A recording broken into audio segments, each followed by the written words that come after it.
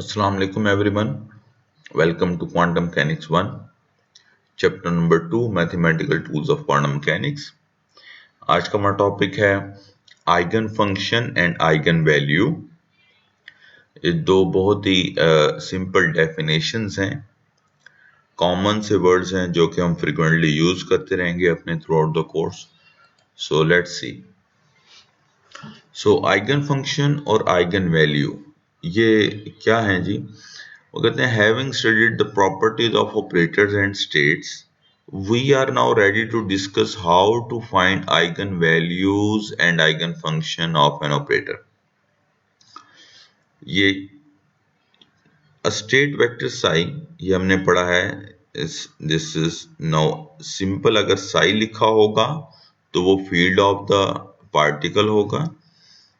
अगर आप उसी साई को कैट फॉर्म में लिख देंगे तो ये क्या बन जाएगा? State vector. A state vector's ket of psi is said to be an eigenvector, also called an eigenket or eigenstate. इसको eigenket या eigenstate भी आप कह सकते हैं। Of an operator A if the application of A to psi gives. तो कहते हैं कि एक ऑपरेटर ले लें A, कोई सा भी ऑपरेटर A है। ये A जो है ये पोजीशन, एनर्जी, मोमेंटम कुछ भी हो सकता है। तो ये कोई भी ऑपरेटर ए है, तो इसको कैट ऑफ साई पर अप्लाई करेंगे तो आपके पास जो आंसर आएगा वो आएगा simple A and the ket of psi as it is. So this A was our operator जो कि ऑपरेट होता है आइगन फंक्शन पे। This is our eigen function. और क्योंकि ये भी साई है, ये भी साई है, तो अगर ये आइगन फंक्शन है तो ये लास्ट वाला है, ये भी क्या हो जाएगा जी? आपका आइगन फंक्शन। और ये जो ए है ये आपका रिजल्ट होता है known as the eigen value. Value mean कि ऑपरेटर ए ने साई पर अप्लाई होने के बाद आपको जो आंसर दिया दैट इज ए। ठीक है, so this is called as the eigen value. So where A is called the eigenvalue of A and psi is known as eigenfunction. So this equation is known as the eigenvalue equation of operator A. यहाँ हम एक example भी discuss कर लेते हैं। फर्ज कर लें इसी तरह से हमने x ये एक हमने x ऑपरेटर ले लिया, इसको मैं कैट ऑफ साई पर अप्लाई करवाना चाहता हूं। ठीक हो गया जी। So this cat is over operator, this psi cat of psi is over eigen function, ये हमारा आइगन फंक्शन हो गया। That will be equal to, या मैं आपको एक चीज बताता जाऊं, that psi is the particle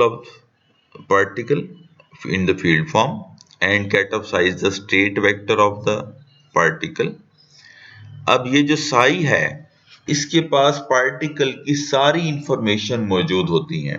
सारी इंफॉर्मेशन मीन के पार्टिकल की पोजीशन क्या है, उसका मोमेंटम क्या है, उसका एंगुलर मोमेंटम क्या है, उसकी एनर्जी क्या है, उसका स्पिन क्या है, ऑल द फिजिकल प्रॉपर्टीज वो इस कैट ऑफ साई के पास मौजूद हैं। ठीक है, हमने जस्ट अपना कंसर्न ऑपरेटर मींस हम जो चीज मैयर करना चाहते हैं हम वो वाला ऑपरेटर इस साई के पास भेजेंगे, कैट ऑफ साई के पास, और इसे कहेंगे कि हमें लेट से हमने ये भेजा पोजीशन ऑपरेटर, तो हम जब भेजेंगे तो इसके पास तो सारी इंफॉर्मेशन मौजूद है, हमें ये सिर्फ वो इंफॉर्मेशन देगा जो हमने रिक्वायर की है। यानी कि जिस चीज को ऑपरेटर हम भेजेंगे ये कैट ऑफ साई हमें सिर्फ पार्टिकल की उस चीज के बारे में इंफॉर्मेशन दे देगा। तो जब हम पोजीशन ऑपरेटर भेज रहे हैं तो हमें आंसर मिलेगा कि जिस पार्टिकल की हम बात करना चाह रहे हैं उसकी पोजीशन की वैल्यू है x, और जो स्टेट है वो ये साई एज इट इज आ गई। So this x is basically over eigen value. तो ये हमारी वैल्यू होती है, आइगन वैल्यू हमारा आंसर होता है बेसिकली। ठीक हो गया। तो ये थे जी आइगन फंक्शन, मीन्स जिसके ऊपर ऑपरेटर ऑपरेट करे वो आइगन फंक्शन कहलाता है, और ऑपरेट होने के बाद हमें जो आंसर मिलता है this is our eigen value. This is very simple. I hope you have understood it. So the next is the degenerate eigenstates and non-degenerate eigenstate। ये दो सिंपल डेफिनेशंस हैं। तो कहते हैं if a number of different eigen function gives same eigen value, यानी कि different eigen functions हों psi1 psi2 psi3 psi4 और x को आप उन सब पर अप्लाई करें तो आपके पास जो आंसर आए वो सेम आए under the action of same operator. So such eigen functions are known as degenerate. Next is the non degenerate eigen states. कहते हैं if there is only one eigen function corresponding to every eigen value, ठीक हो गया, such eigen function is known as the non degenerate eigen state. तो ये दो simple definition है, इनका ज़्यादातर इस्तेमाल हम जो है वो बेसिकली क्वांटम मैकेनिक्स 2 में करेंगे। सो फार here we just studied them as it is. So thank you very much for your time. Comment below if you have any question.